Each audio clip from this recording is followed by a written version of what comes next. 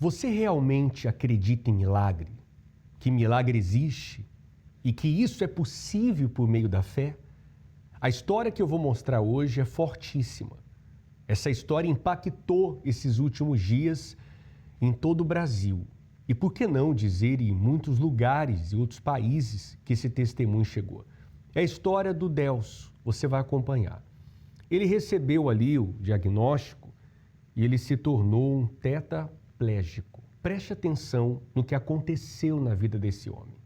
Após o diagnóstico, ele parou, infelizmente, os movimentos do corpo a ponto da sua esposa, na época, o deixar. Ele ficou só, perdeu tudo. Mas por meio de um milagre, por meio da fé, essa situação aqui mudou. Essa situação aqui, entenda, existe a situação no papel e existe a situação física. Preste atenção no que aconteceu na vida dele, porque o mesmo Deus que mudou a situação dele, ele pode e quer mudar também a sua vida. Acompanhe.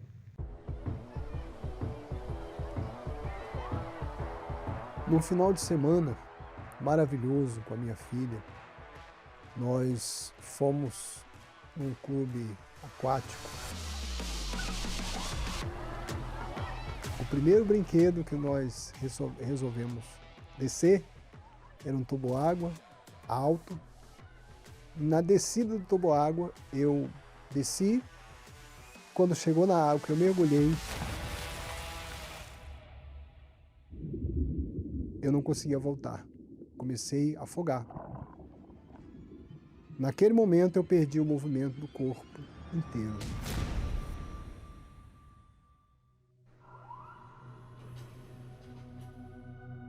O salva-vida viu, me tirou da água, o SAMU veio, e lá na UPA fizeram os primeiros testes, viram que não tinha reação, foi feita a tomografia, viram que era gravíssimo e fiz a cirurgia.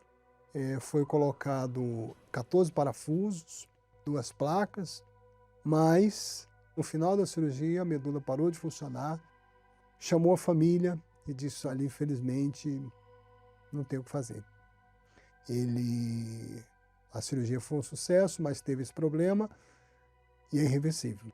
Ele vai ficar o resto da vida em cima de uma cama, ele não vai mais comer sozinho, ele não vai mais tomar banho sozinho, não vai mais andar, ele não vai fazer nada, ele só vai mexer a cabeça.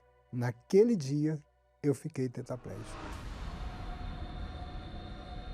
A lesão foi devido ao impacto no toboágua? Não. A lesão ela foi por causa de uma doença que eu já tinha. Era uma doença degenerativa nos ossos, chamada estenose. Qualquer movimento mais brusco poderia lesionar, como aconteceu no toboágua. Então, na verdade, o toboágua foi só o que faltava, a gota d'água faltava para transbordar o balde. Mas assim, para mim, ia voltar. Até que um dia eu perguntei para a médica: doutora, eu vou voltar a andar? E ela falou assim: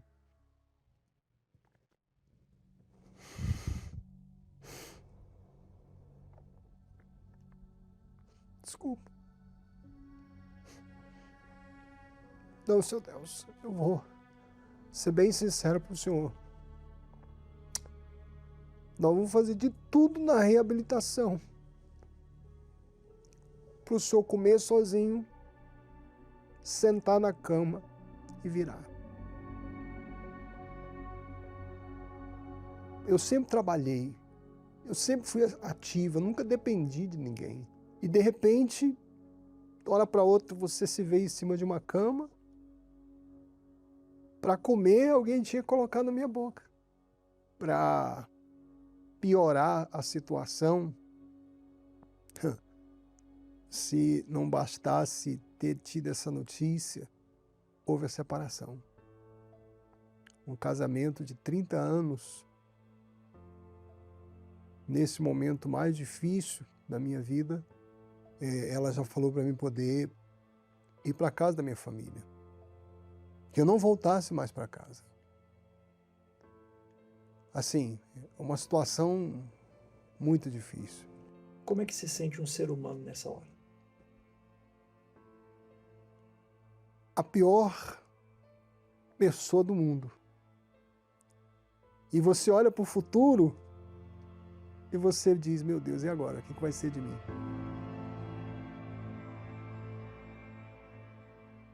Eu pensei, poxa, meu Deus, eu sirvo a Deus há 32 anos. Obreiro, sou obreiro da igreja. Fazendo a obra de Deus.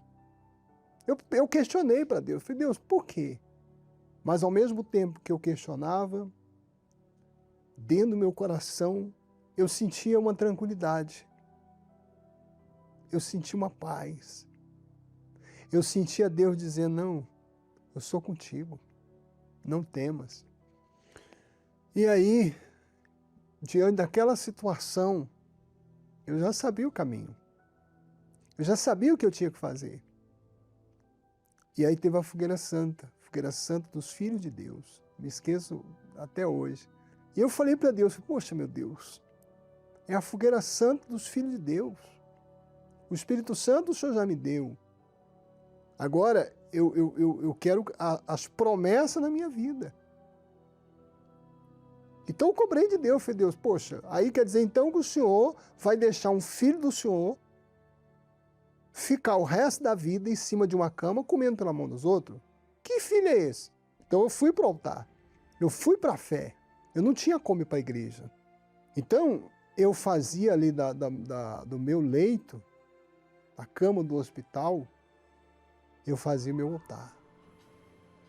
Quem estivesse comigo lá, eu dizia, pelo amor de Deus, coloca aqui para mim o Univer, para eu poder assistir, para eu poder participar, não é assistir não, participar da reunião do templo.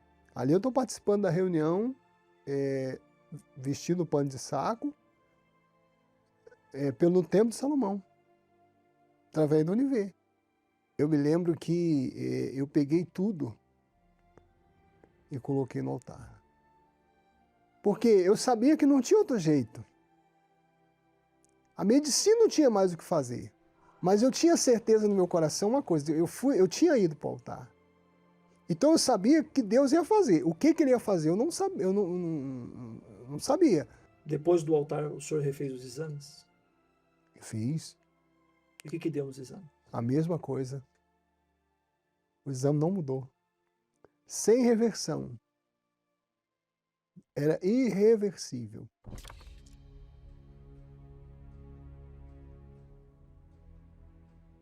Eu fico feliz que o senhor aí, pelo menos hoje, consegue se sentar, né? Antes o senhor não conseguia se sentar. Na verdade, o tetraplégico está aqui, ó, de pé. Essa cadeira, não sei porque ela está fazendo aqui. Porque, para a glória de Deus, eu tenho todos os movimentos do corpo, contrariando a medicina. Como assim? Os exames, então? Continuam o mesmo. Os exames hoje continuam o mesmo. Inclusive, eu fiz uma ressonância agora recente e continua mesmo. Continua, aqui ó, continua o mesmo. Incapacidade total e permanente.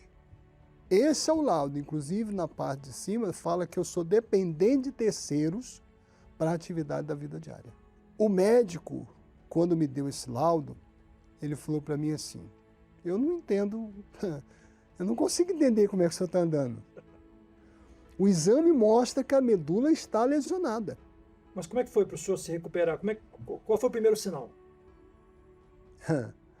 A minha filha estava comigo no hospital e eu não abria, não mexia nada, eu ficava tentando abrir a mão.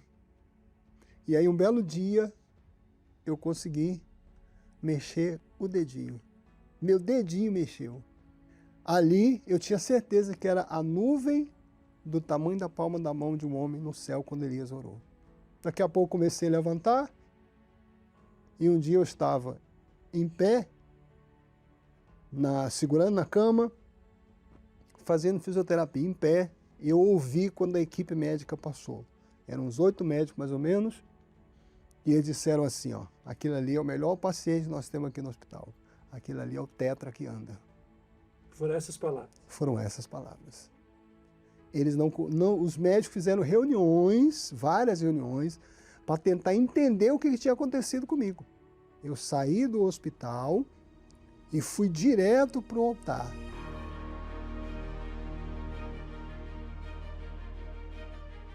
É o Espírito Santo que me mantém de pé. Eu não preciso dizer para as pessoas, Jesus curou o paralítico. Não.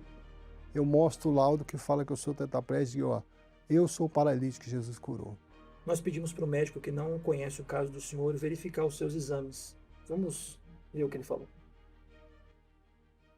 Paciente Delcio Moreira Júnior, eu não conheço, mas olhando o resultado do exame, ele tem uma mielopatia espondilótica cervical grave, é uma condição severa, em que leva o paciente a uma condição de estar restrita a uma cama ou uma cadeira de roda para o resto da vida. Uma pessoa nessa condição, ela tem como voltar a andar? Não. E se eu disser para o senhor que essa pessoa aí voltou a andar? Milagre. Não tem outra explicação. Não. É essa reação que os médicos têm. E como Deus não faz milagres pela metade, né? Hoje, para a glória de Deus, na última Fogueira Santa, eu fiz a Fogueira Santa na terapia do amor. Eu escrevi a minha história, entreguei o caderno e a caneta no altar para Deus escrever a nova história. E Deus escreveu. Eu comecei a namorar, fiquei noivo, a gente era obreiro da mesma igreja, fizemos a caminhada do amor juntos, pela primeira vez, né? Fizemos a caminhada juntos.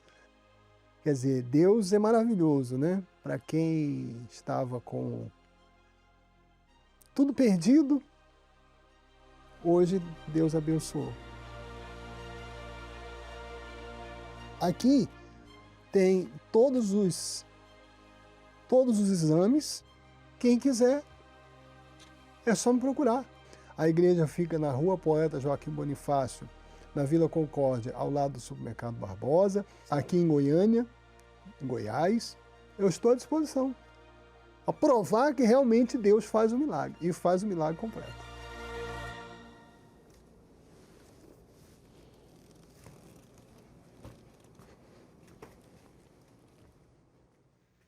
Olha o milagre. Mudou a situação, como nós falamos. Não mudou aqui no papel, os exames continuam mesmo.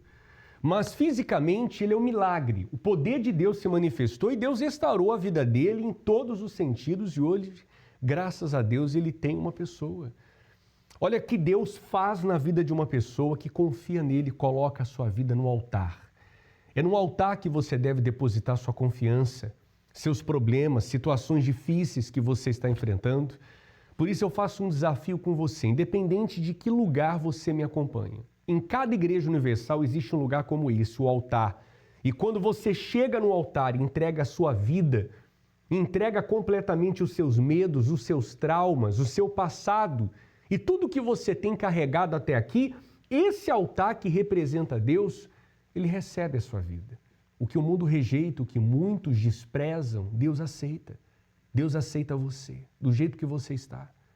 Agora, você precisa fazer o que eles fizeram, se voltaram para Deus. Nós vamos acompanhar agora outra história fortíssima, que impactou também muita gente. É a história da Mônica e o filho Luiz. Geralmente a mãe luta para o filho, não é verdade? A mãe luta pelo filho. Agora, e quando o filho luta pela mãe? Uma situação impossível aos olhos humanos. Essa criança foi forte. Mas o que estava dentro dessa criança, desse rapaz, tocou na mãe. Acompanhe a história deles, eu volto. Quando eu peguei aquele punhal na mão, eu estava com muito ódio dentro de mim. E aí ela disse para mim, vai e traz o sangue para mim. O sangue mais precioso que tem. Traz o sangue dele para mim.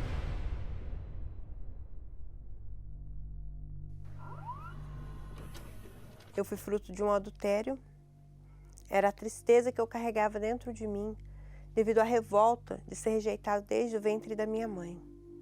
E aí, entrei em relacionamentos, não deu certo, E num desses relacionamentos eu queria muito ter um filho. E sendo evangelizada um dia, eu conheci a fé. Cheguei na igreja apenas para buscar a bênção, que era engravidar do meu filho. E recebi a bênção que eu estava buscando, mas eu não buscava o abençoador, era só a bênção. E aí eu descobri que ele me traía com a própria babá. Então aquilo para mim foi uma revolta, assim, uma dor muito grande, porque eu estava ali já com o filho dele e ele me traiu. Então foi onde eu saí para destruir tudo que tinha pela frente. Então eu comecei a destruir casamentos, pessoas e fui para o mundo da prostituição. E eu fiquei 10 anos nessa situação. Eu achava assim, não, eu só de eu vir para a igreja já tá bom. Até eu me afastar total. E foi onde eu comecei com esoterismo, com horóscopo. E aí eu cheguei a fazer uma tatuagem para uma entidade que eu acreditava que era a minha alma gêmea. E ali eu comecei a fazer trabalhos, me entregar total. E aqui, nessa foto, foi um dia que eu fui fazer um trabalho para ela, pela minha vida sentimental. Nessa época, eu me dedicava total à entidade, fazia tudo o que ela queria, eu colocava toda a minha força. Qual foi a maior loucura que a senhora fez que a entidade te pediu? A maior loucura foi colocar todo o meu salário e uma renda que eu tinha extra num trabalho, numa encruzilhada. E aí eu fui, fiz tudo, só que ainda assim ela disse que não era meu tudo. Nessa época, o meu filho, mesmo eu saindo da Igreja Universal, ele ainda permaneceu. Nessa época seu filho tinha quantos anos? Nessa época meu filho tinha 12 anos. 12 anos ele continuou indo para a igreja sozinho? Sim, ele continuou indo para a igreja, fazendo voto. Era como se fosse um desaforo. Então eu me revoltava, então eu agredia ele. Eu falava que ele era inútil, falava que ele era lixo, falava que eu odiava ele. E eu me arrependia de ter tido ele. Eu falava isso para ele. E numa dessas que eu fui falar para ele que eu não amava, ele dizia assim, mas eu te amo e eu vou lutar por você. Eu fiquei 2 anos sem dar um abraço nele. Um dia que me marcou muito foi um dia que teve um encontro do FT1 em família e ele me convidou para ir. E eu disse não. E aí ele falou assim, não tem problema, eu vou assim mesmo. Eu vou levar uma foto sua. E ele levou uma foto minha nesse dia. Cada dia eu fazia mais para as entidades, cada dia eu buscava crescer ali dentro e ser alguém ali dentro. E a dor dentro de mim de não ter aquilo que ele tinha. Era como se fosse uma inveja. E aí foi aonde eu um dia coloquei a força total e fui fazer um trabalho. Fui fazer um trabalho para a entidade e a entidade simplesmente não aceitou aquele trabalho. E ela disse para mim, eu não aceito nem você e nem o seu trabalho. Porque o melhor que você tem não é isso aqui. O melhor que você tem está na sua casa. E aí ela disse para mim, vai e traz o sangue para mim. O sangue mais precioso que tem. Traz o sangue dele para mim. E aí talvez eu te aceite. E eu aí fui. Já tinha comprado um punhal. E aí eu falei, não, eu vou fazer isso e vou trazer aqui para a entidade. A senhora vai fazer isso com seu filho? Sim, com meu filho. E naquela noite eu saí e já fui para casa determinada. Eu subi a escada e já fui direto no quarto. Na minha mente, eu ia colocar o punhal nele, eu dar uma facada no pescoço dele. Mas era seu filho, dona Mônica? Sim, era o meu filho.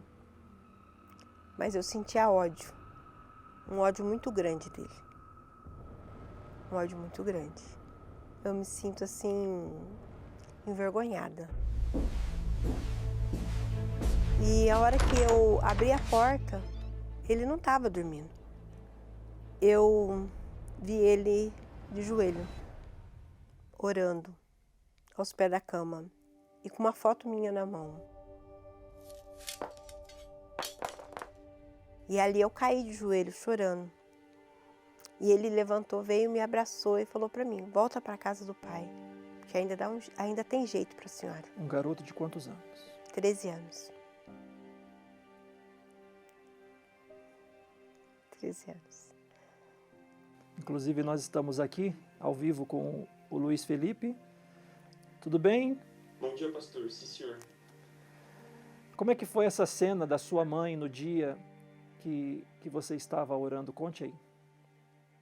Eu carregava uma revolta diferente, porque o mesmo Deus que eu conhecia, ela também conhecia. Foi aí que eu sempre orando por ela, até mesmo de madrugada, porque era um sacrifício que eu podia fazer naquele momento por ela. E nesse certo dia, eu não escutei nada, eu não escutei ela entrando no quarto. Porém, quando eu olho para trás, eu vejo ela em prantos. Foi aí que eu não tinha entendido a situação, porém, o Espírito Santo, ele falou para mim que aquilo ali era a oportunidade de eu ganhar a alma dela novamente. Como é que estava a sua alma nesse momento? Tava gemendo de dor. Eu tava destruída por dentro. Só que naquela hora ali, eu já senti o abraço de Deus. É como um pai que pega e coloca no colo o filho. Isso era um sábado. No domingo pela manhã a gente foi para a igreja. E quando o pastor começou a falar da salvação, e ele falou assim, você do jeito que você tá, faz uma oração, fala com Deus, se entrega. E aí eu falei para Deus, olha, Senhor, eu tô aqui.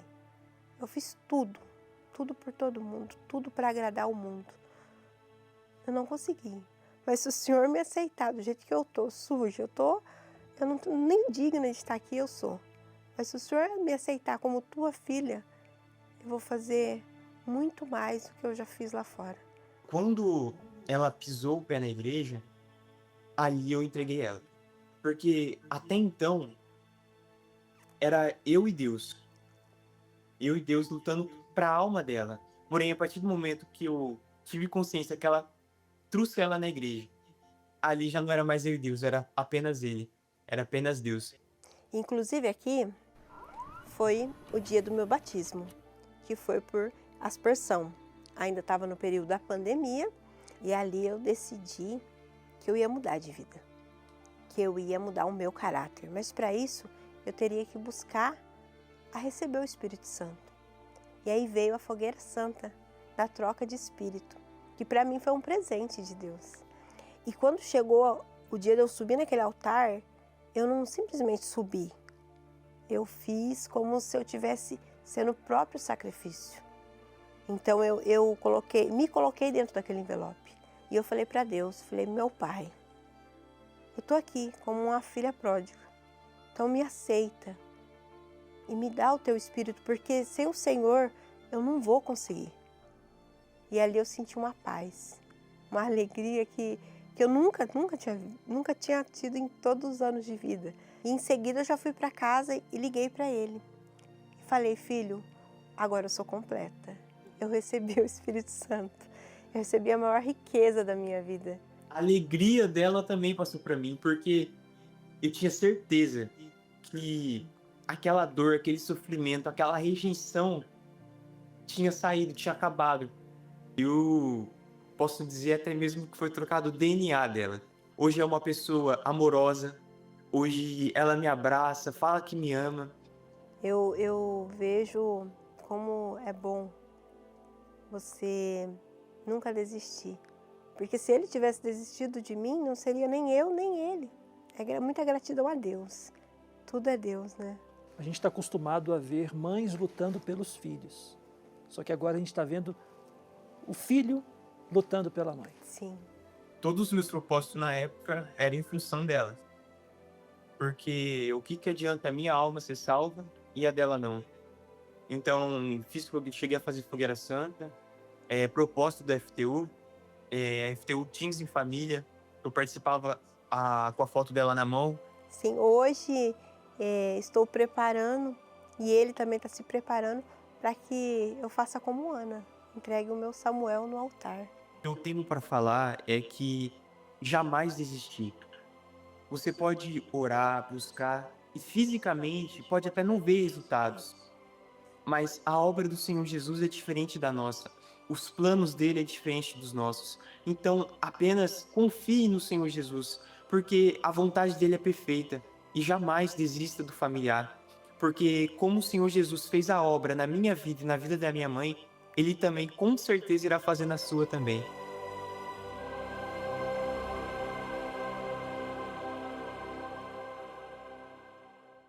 O altar fez a diferença na vida dessas pessoas. E esse altar também vai fazer a diferença na sua vida. Você aceita o desafio? Você pode chegar ainda hoje, o quanto antes, a um templo da Igreja Universal do Reino de Deus.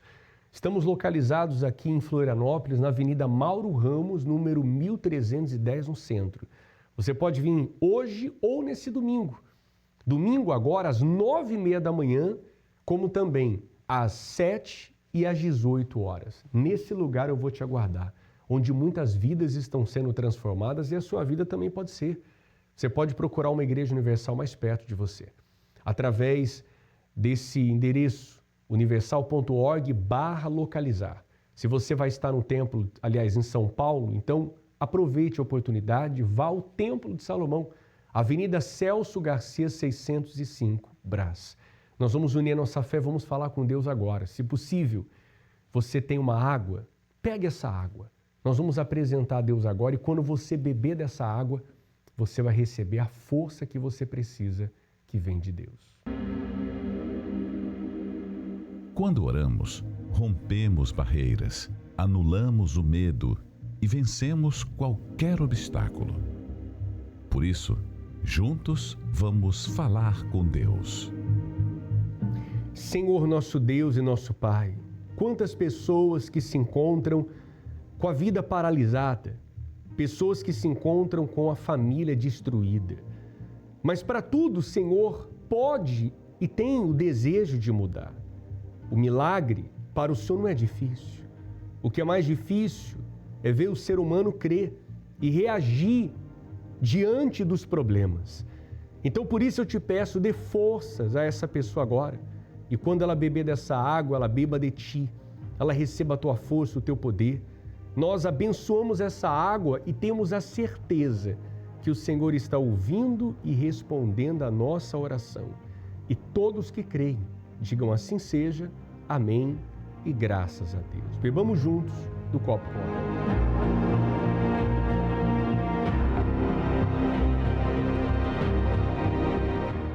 Graças a Deus. Olha, você é o nosso convidado todo especial. Você cansou de sofrer, cansou de ver o tempo passar e a sua vida atrasada. Então deixa o preconceito de lado e age a sua fé. Eu vou te aguardar nesse lugar aqui, ó. As portas sempre estarão abertas para você e você é muito bem-vindo. Não deixe para depois, venha o quanto antes para que haja essa mudança na sua vida. Um forte abraço, Deus abençoe. Ficamos por aqui, em breve nos veremos. Deus abençoe, até lá.